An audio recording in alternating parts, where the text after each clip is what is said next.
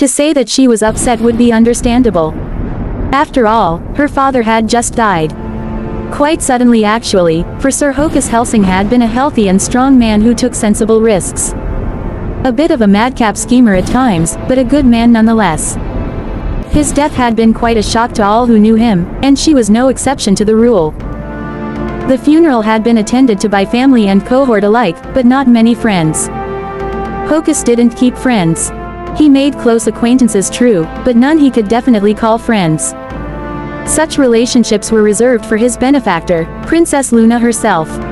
She and Hokus had shared a very close friendship, and she had been as heartbroken as his family was when he passed. Of course, what followed after the funeral had surprised them all. Luna had taken her aside and confirmed that she would inherit her father's knighthood and all the responsibilities that came with it. Sir Trixie Lulamoon Hellsing, now Knight of Equestria and the newest heiress to Princess Luna's Hellsing organization. Quite a mouthful, but an important one nevertheless. And so here she was, a teenage girl, barely out of school, in the back of a chauffeur-driven car, being driven to her destination to begin her new life as the new head of Hellsing. Trixie would be lying if she said she was naive of what her father's. Her organization did. She knew exactly why it existed. Vampires were real, and Hellsing was born to protect the Empire of Equestria from their vile threat. The thought of the supernatural not being so far-fetched and the paranormal not being so impossible excited Trixie. Ever since she had learned of what the Hellsing organization did, she had dedicated all of her free time to studying and researching about the occult. By the time she was 16 she had already become quite the expert in occult affairs. Of course she knew most of what she had learned would most likely be grossly inaccurate, but it would work as a base of sorts for her to work off of. She brushed some of her silvery blue hair out of her face as the car pulled up the graveled drive of mansion of Hellsing HQ. It came to a slow, controlled stop in front of the steps before the front door of the mansion. Trixie's door was opened for her and she stepped out, looking up at the stately manor that had been in her family since Hellsing was founded. Sir Trixie. Welcome to Hellsing headquarters. She looked up the steps and for the first time noticed the figure standing there, a tall slightly aged-looking woman with pale white skin. Her purple, curly hair was pulled back into a ponytail, a few curls however falling over her vibrant blue eyes. She was dressed in a white blouse with long sleeves, snowy white gloves, sharp black trousers, a deep purple waistcoat and a pair of polished black shoes. Perched on her nose was a pair of wire-rimmed glasses. "Allow me to introduce myself, Sir Trixie," she said, bowing only slightly. "I am Rarity Caroline Bell. I was your father's personal assistant when he ran the organization, and I have served as butler to the manor for just as long. I cook the food, clean the rooms and take out the rubbish." "Wouldn't that technically make you a maid then?" Trixie blurted, before she could stop herself. Rarity's mouth twitched into a controlled smile. "Wouldn't your title make you a dame rather than a sir?" Rarity returned. "Touché," Trixie agreed and smiled. Rarity allowed a true smile to appear on her face as well, before turning and gesturing to the door. "Would you care for a guided tour of the mansion, sir?" she asked. "If you would be so kind, Miss Bell," Trixie said, stepped up beside Rarity. "Or would you prefer to be called Rarity?" "Rarity if you'd be so kind, sir," Rarity said as she opened the door to the mansion. "Miss Bell makes me sound old." "Rarity it shall be then," Trixie said. "How long have you worked with Hellsing, Rarity?" "Around 30 years, sir," Rarity answered. Trixie looked at her. "But that means you must have started as a teenager," she said. Rarity nodded. "You are more or less correct. I took my father's place at the side of the late Hokus Hellsing when I was 11 years old," Rarity explained. "He was good man. A bit eccentric, but kind." "That he was," Trixie agreed. The two walked through the halls in silence for a while, Rarity pointing out a few features of the mansion every now and then. They passed a variety of people, from men and women in white lab coats to soldiers dressed in combat fatigues, each marked with the same crest, a simple black and red shield. "Is there a library, Rarity?" Trixie asked. "I feel that if I am to be in charge of Hellsing, I must be appropriately informed on everything that we deal with here." "A library you say?" Rarity wondered. "Right this way, sir." The Hellsing library was a vast, high-ceilinged room with tall bookshelves that towered above the heads of Trixie and Rarity. Each shelf was stuffed to bursting with thick dusty tomes and volumes. The books were bound in a wide range of materials, leather, canvas and velvet just to name a handful. And they were written in a variety of languages too, most of them some old and forgotten dialect. "Have you managed to translate any of these volumes?" Trixie asked as she approached one of the bookshelves, tracing one finger along the dusty spine of a cracked and aged text. "A majority have been translated from their original dialogues to English to the best of our abilities," Rarity answered. "It has been the endeavor of your uncle to have all these books translated into a common tongue. And no one else's, I might add."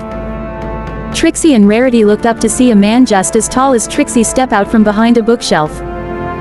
His pale skin was matched by his straw-colored hair and bristly mustache and offset by his charcoal gray suit and black shoes. His eyes were the same shade of lilac as Trixie's, though they were framed by black-rimmed glasses. "Uncle Pocus," Trixie said, smiling at the sight of her uncle, though a stab of pain quivered in her heart. He looked so much like her father she could almost believe he hadn't gone. Almost. "Sir Trixie," Pocus said, bowing deeply before he straightened up and nodded curtly to Rarity. "Miss Bell." "Mr. Hellsing," Rarity acknowledged, nodding in return. Pocus turned to Trixie. "So, you're the new head of the Hellsing organization, my young niece," Pocus said, rocking slightly on the balls of his feet. He let out a long exhalation of air, ruffling the hairs on his mustache, before he began to walk away from the room. He stopped beside Trixie and looked at her. "I hope your father knew what he was doing." And then he was gone. Trixie looked at his back as he exited the room and bit her lip. Rarity caught the look and shared a similar expression. "Your uncle has been acting rather peculiar since your father died," she explained. "I noticed," Trixie muttered, before she turned back to Rarity and then the rest of the library. "So, where should I begin?" Trixie was still in the library many hours later, poring over books and manuscripts alike. Her eyes were tired, her eyelids heavy, and yet her brain was buzzing and her heart was pounding with all the new information she was processing. She estimated that the library contained all 300 years of the Hellsing family's occult knowledge, and much more besides. So far she felt she had only read through about a single year. She paused and rubbed her eyes to dislodge some sleep from the corners. She pushed out her chair and got to her feet before stretching and giving out a long, drawn-out yawn. "I need a drink," she mumbled to herself. "Just some water." She turned and walked out of the library. After about 20 minutes she had found her way to something that resembled a kitchen. She knew she could have easily called for Rarity to get her a drink, but she didn't feel comfortable enough as the new leader of Hellsing to be issuing such trivial orders. Trixie opened the faucet and filled up a glass to the brim with cool water. She took a long draft before she stepped back out into the hallway and began to make her way down the darkened halls towards the library. Trixie had decided as she had made her way towards the kitchen that she did not like Hellsing HQ after nightfall. There were fewer people patrolling the halls, there was no light pouring in through the many windows, and she often swore she could see things moving in the shadows. All in all, she was severely creeped out. She heard voices as she neared the library. She slowed and frowned. Something told Trixie that there was something terribly, drastically wrong. Soon enough, however, she was close enough to hear the words being spoken. "Swear she was here before I came to get you." Well, clearly she isn't here now. Trixie's eyes widened. That was her uncle's voice, and he sounded angry. She can't have gotten far. "How do you know?" "I mean, this is a big place. I'm not ashamed to admit I've gotten lost a fair few times in this place. Who knows what it'll do to a little girl? I don't care where she is, I want her found, damn it." Pocus again. "Do you know how long I stood by and watched my fool of a brother control this institute? I've been waiting and watching for nearly 20 years now, and I can't wait any longer. Hellsing will be mine." Trixie's eyes widened. She definitely didn't like the sound of that. She shook her head and edged a step backwards, yet she was hypnotized by the words that were being spoken. "Yeah, well, it's a pity he named his daughter the next to inherit his knighthood. Else we wouldn't have this problem." "A pity," Pocus roared. "I wait patiently for 20 years, ready for the perfect moment, for when my brother lowered his guard and allowed me to intervene. And then, when my chance arose and when Hocus Hellsing choked down that last breath of life laced with cyanide, I thought I had done it. And what do I find merely hours later? He chose his damn daughter over me. And the only thing you can describe it as a pity. I only meant. Shut up. I didn't ask for your opinion. I asked for you to find my little bitch of a niece and bring her to me. I don't care what it takes, but Hellsing will. No. Hellsing is rightfully mine. Trixie's heart was hammering a bruise on the inside of her ribs. Her uncle had killed her father. And judging from what he was saying, he wanted to kill her too. She felt dizzy, sick. She wanted to run but her legs refused to move. Her fingers slipped on the glass in her hand and it fell from her grasp, where it shattered on the floor. What was that? Trixie shook her head and took a step back. It's her. Find her. This broke her out of her stupor.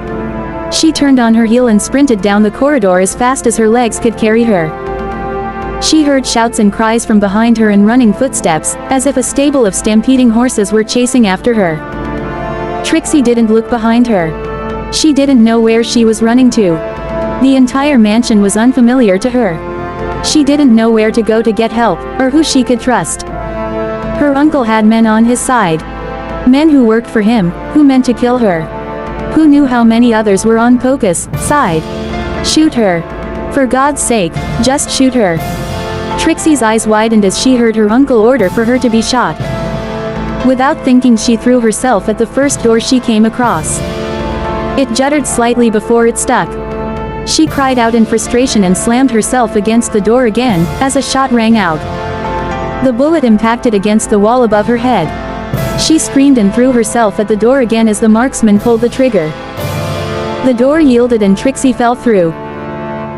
However, instead of falling onto a carpeted floor in a well-furnished room, she saw darkness, within which was a single stone passageway, carving a path down underground in a flight of stone steps. A flight of stone steps Trixie found she was now falling down from.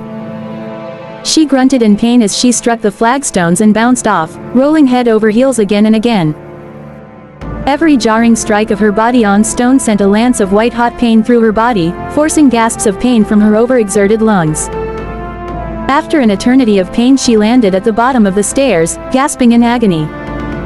Stars danced before Trixie's eyes as she lay there, trying to find the energy and strength to move. Pocus, voice floated down from the top of the staircase. Trixie groaned and pushed herself to her feet, wincing as she got up. She hissed and gasped in pain with each and every step she took.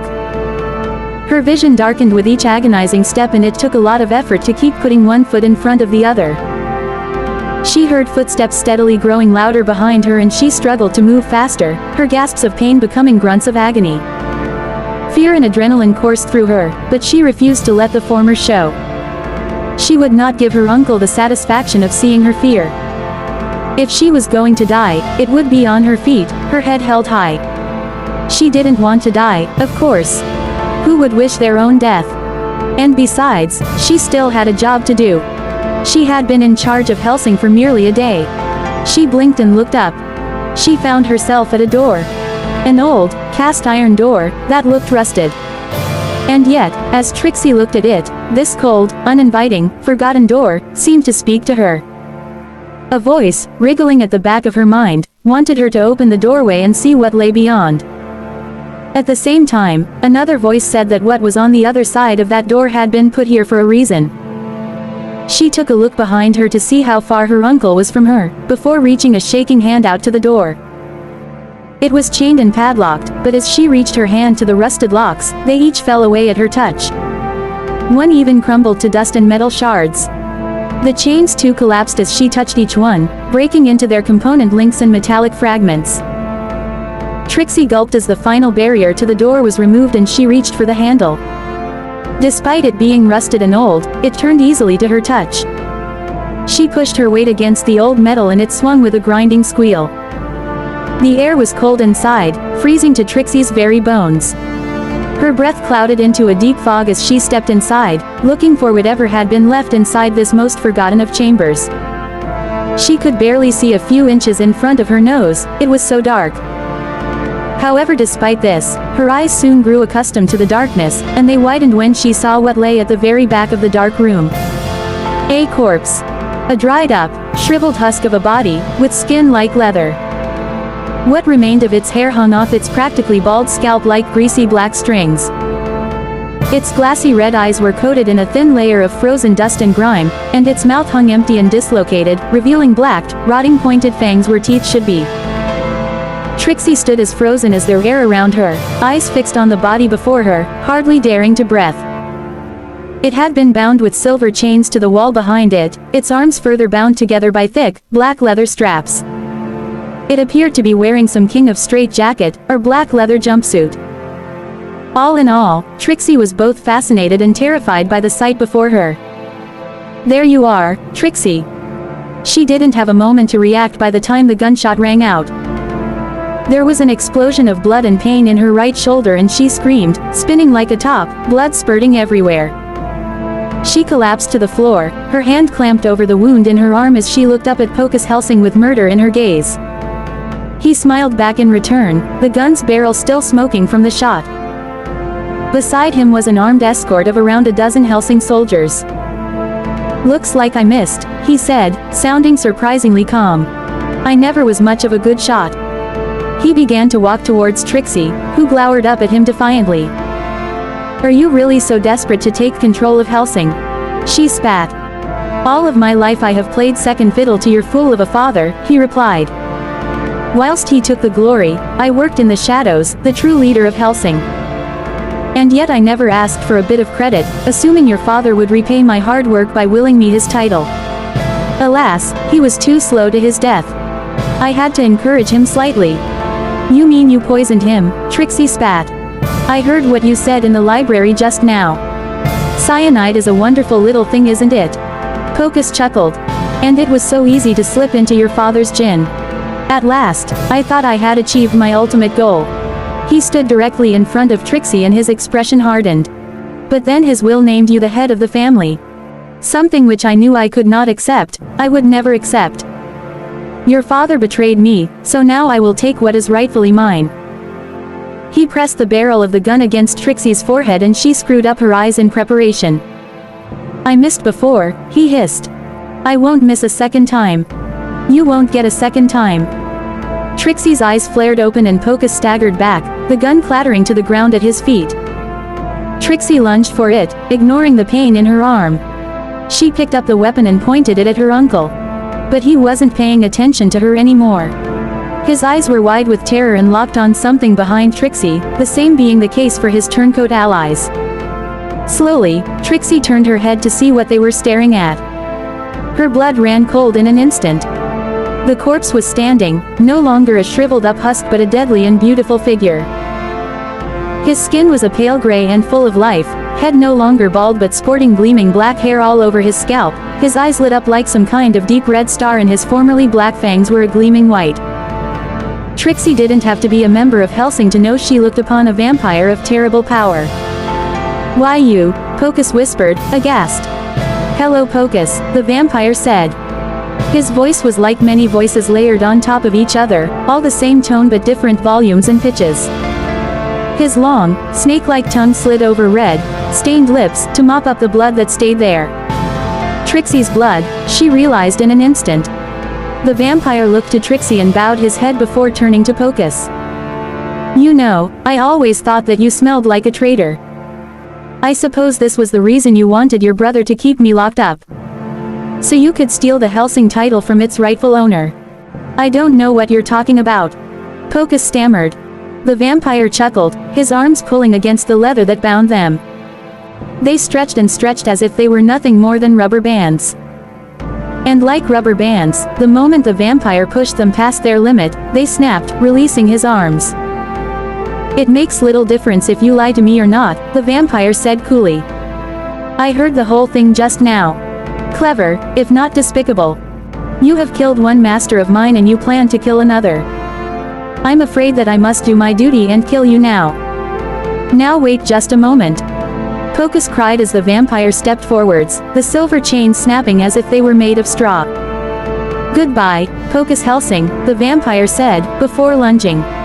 Pocus screamed and the guards opened fire, the explosion of gunshots deafening in the small chamber. Trixie covered her ears and screwed up her eyes, trying to blot out the noise that consumed her.